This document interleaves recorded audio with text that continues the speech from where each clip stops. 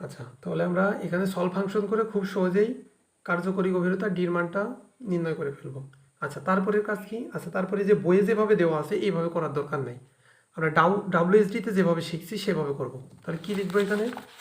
এখানে লিখবো 2 centimetre, 2 centimetre মুক্ত কভারিং। তার মানে ডাব্লিউএসডিতে ঠিক যেভাবে আছে ঠিক সেভাবে করব। আমি একটু ডাব্লিউএসডির এই বিষয়টা দেখিয়ে দিই। এই যে এখানে কি ছিল, 12 মিলিমিটার ব্যাসের রড ব্যবহার করলে এবং মুক্ত কভারিং 2 সেন্টিমিটার হলে মোট গভীরতা, ঠিক এইভাবে আমরা করব। তো সেটা টি ইজ ইকুয়াল টু, দেখে আমরা কি আছে ওই লেখাটুকু আপনারা লিখে নেবেন। হ্যাঁ, দেখে নিয়ে টি ইজ ইকুয়াল টু কার্যকরী গভীরতা। কার্যকরী গভীরতা আমরা কত পেলাম? 5.23 প্লাস রোডের ডায়া বাই 2। তাহলে আমাদের রোডের ডায়া কত? এখানে 12 মিলিমিটার রড, তার মানে 1/2 ডিভাইডেড বাই 2 প্লাস মুক্ত কভারিং 2। এখানে যদি আমরা ক্যালকুলেশন করি মান কত আছে?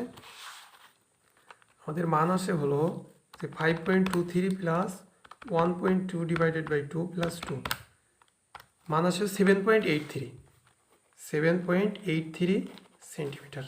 তার মানে আমরা বুঝতে পারছি যে আমাদের এইখানে এই যে স্ল্যাবে যে পরিমাণ লোড আসছে তার জন্য আমাদের স্ল্যাবের গভীরতা লাগবে 7.83।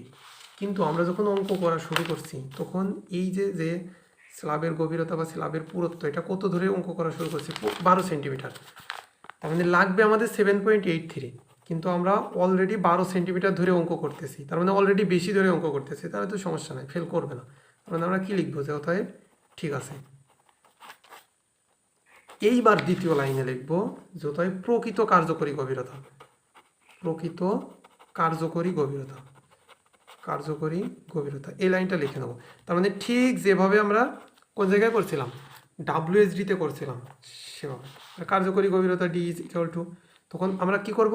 এই যে 12 ধরেছিলাম এর থেকে মাইনাস করব রোডের ডায়া বাই 2, মাইনাস করব মুক্ত কভারিং। এখানে দেখি কত আসে মান আমাদের। তো 12 মাইনাস 1.2 ডিভাইডেড বাই 2 মাইনাস মুক্ত কভারিং হলো 2, মান আসে 9.4 সেন্টিমিটার, 9.4 সেন্টিমিটার। তার মানে এটা হলো আমাদের সেই ডি। তো এইখান থেকে আমরা প্রকৃত কার্যকরী গভীরতা ডি এর মানটা পেয়ে গেলাম, তাই না? তো এখন চলে যাবো আমরা ধাপ 5-এ, টান রোডের ক্ষেত্রফল। টান রোডের ক্ষেত্রফল বলছিলাম একবারে এই সূত্রটা লিখবেন আপনারা। আচ্ছা, আমি একটু সহজ করে দিই যে টান রোডের ক্ষেত্রফল a s is equal to m u divided by phi f y d minus a by 2। আপনারা একবার এই সূত্রটা লিখবেন। আচ্ছা, এমইউটা কি? আমাদের আলটিমেট বেন্ডিং মোমেন্ট, যেটা ধাপ 3-এ পাবো আমরা, এই যে ধাপ 3-এ পাবো।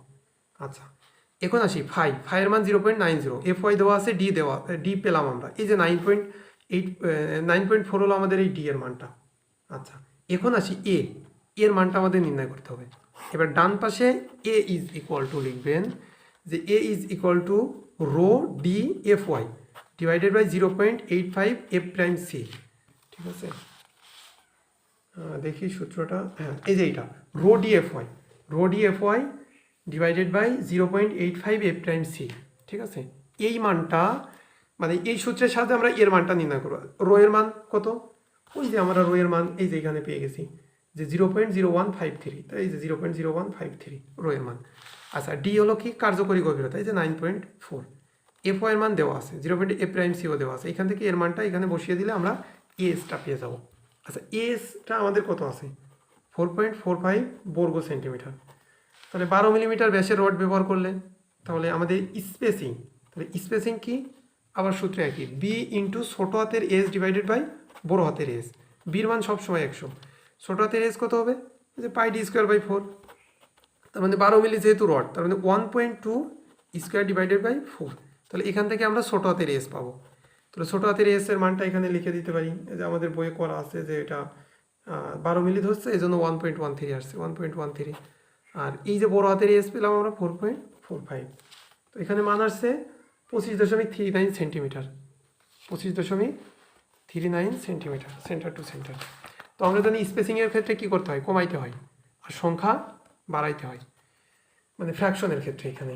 তো এখানে যেহেতু স্পেসিং আছে তো 32.70 আসছে, এই জন্য আমরা এই যে এখানে 25.39 আসছে, 25 সেন্টিমিটার লিখলাম। আচ্ছা, সংকোচন ও তাপ রডের ক্ষেত্রফল, এটা কি করব আমরা?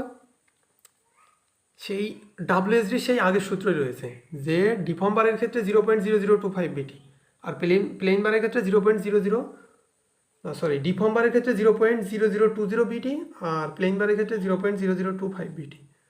তো সেই সূত্র ব্যবহার করে এখানে আমরা ক্ষেত্রফল পাবো।